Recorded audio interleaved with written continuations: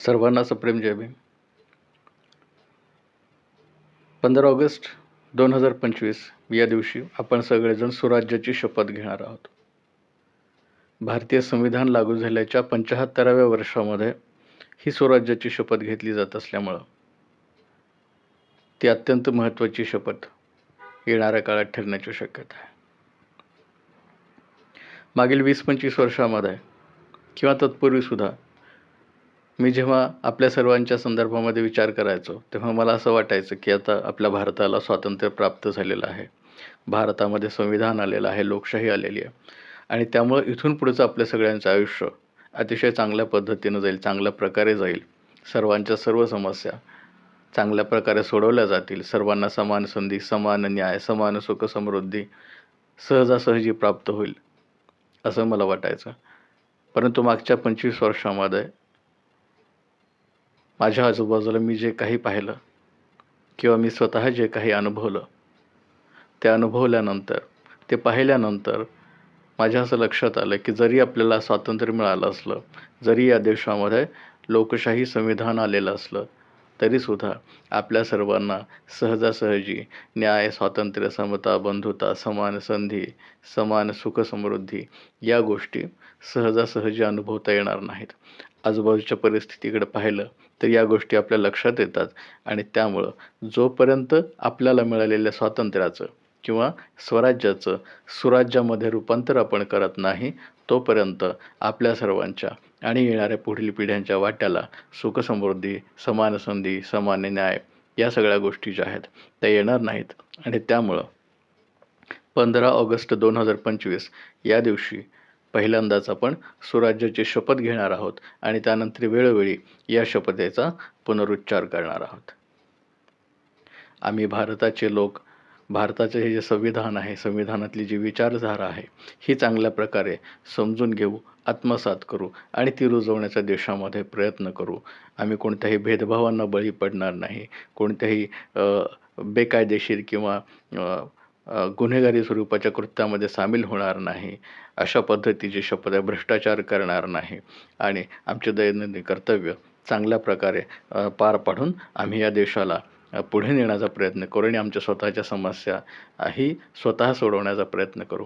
अशा आशयाची ती एक शपथ आहे आणि ही शपथ 15 ऑगस्ट 2025 रोजी डॉक्टर बाबासाहेब आंबेडकरांची जी भीमसृष्टी आहे पुण्यामध्ये पिंपरी चिंचवड परिसरामध्ये, इथं या शपथेचं पहिलं वाचन केलं जाणार आहे. सुरुवातीला मी शपथ घेईन, त्यानंतर माझ्यासोबत असलेले माझे सहकारी शपथ घेतील आणि त्यानंतर जे लोक आमच्यासोबत येतील किंवा ज्या लोकांना या भूमिका मान्य होईल अशा लोकांच्या मदतीनं आम्ही हा स्वराज्याचा जो कार्यक्रम आहे हा पुढे नेण्याचा प्रयत्न करू. डॉक्टर बाबासाहेब आंबेडकरांना अभिवादन केल्यानंतर शक्य झालं तर आम्ही रायरी येथे, जेथे छत्रपती शिवाजी महाराजांनी स्वराज्याची शपथ घेतली होती, त्या ठिकाणी जाऊन या शपथेचं वाचन करणार आहोत. जर काही तांत्रिक अडचणी आल्या तर पुणे परिसरामध्ये असलेली जी शिवसृष्टी आहे पिंपरी चिंचवड परिसरातली, या शिवसृष्टीमध्ये जाऊन आम्ही तिचं 15 ऑगस्ट रोजीच वाचन करू आणि जर शक्य झालं नाही त्या दिवशी तर मग रायरीच्या कार्यक्रम आपल्याला पुढे घेता येईल. परंतु ही जी भूमिका आहे, ही जी शपथ आहे, त्या शपथेला जागण्याचं काम आयुष्यभर आम्ही सर्वजण करणार आहोत आणि आपण सुद्धा यामध्ये सामील व्हावं असं आमचं आवाहन आहे. ही जी लढाई आहे आपली, ही लढाई आपली इतरांशी नाही, ही लढाई आपली पहिल्यांदा आपली स्वतःशी आहे.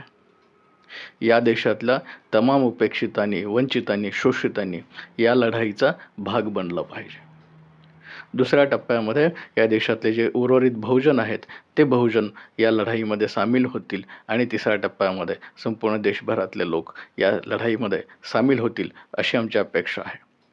ही लढाई मी सांगितली त्या पद्धतीनं किंवा त्याप्रमाणे पहिल्यांदाही स्वतःशी लढाई राहणार आहे. आपल्याला स्वतःला पहिल्यांदा काही तत्त्व पाळावी लागणार आहेत आणि त्या पद्धतीनं आपल्याला पुढं जावं लागणार आहे. ही लढाई लढत असताना इतर लोक जे आहेत त्यांना कोणत्याही प्रकारे याचा उपसर्ग पोहोचणार नाही याची आपल्याला काळजी घ्यायची आहे. विशेषतः ते निरपराध लोक असतील, सरळ मार्गी जगणारे लोक असतील, यांना आपला कोणताही त्रास होणार नाही याची आपल्याला काळजी घ्यायची आहे. आणि दुसऱ्या टप्प्यामध्ये, तिसऱ्या टप्प्यामध्ये अशाच पद्धतीनं आपल्याला पुढं जायचं आहे. आणि जर ही लढाई भारतामध्ये पोहोचली, भारतभर पोहोचली, तर निश्चितच भारतामध्ये चांगल्या पद्धतीनं लोककल्याण आल्याशिवाय भारतामध्ये स्वराज्य निर्माण झाल्याशिवाय राहणार नाही. त्यामुळं ही लढाई आपल्याला अशा पद्धतीने दिग्दर्शित करायची आहे की इतर लोकांना कोणालाही तिचा कोणताही उपसर्ग पोहोचणार नाही.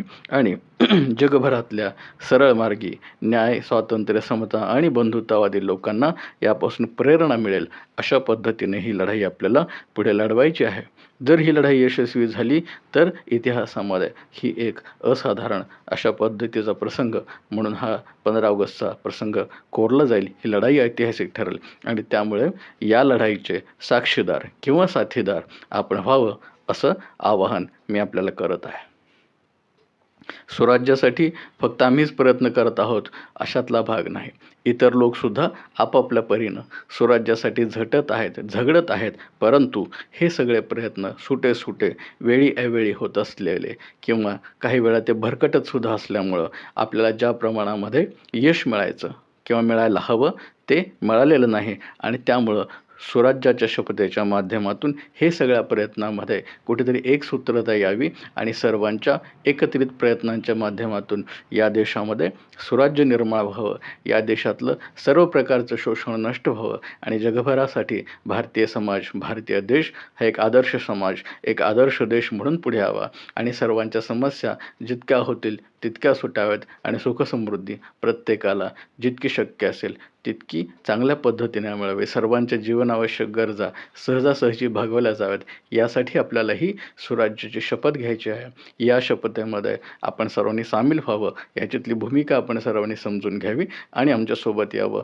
असं आवाहन करतो आणि थांबतो. जय भीम, जय भारत.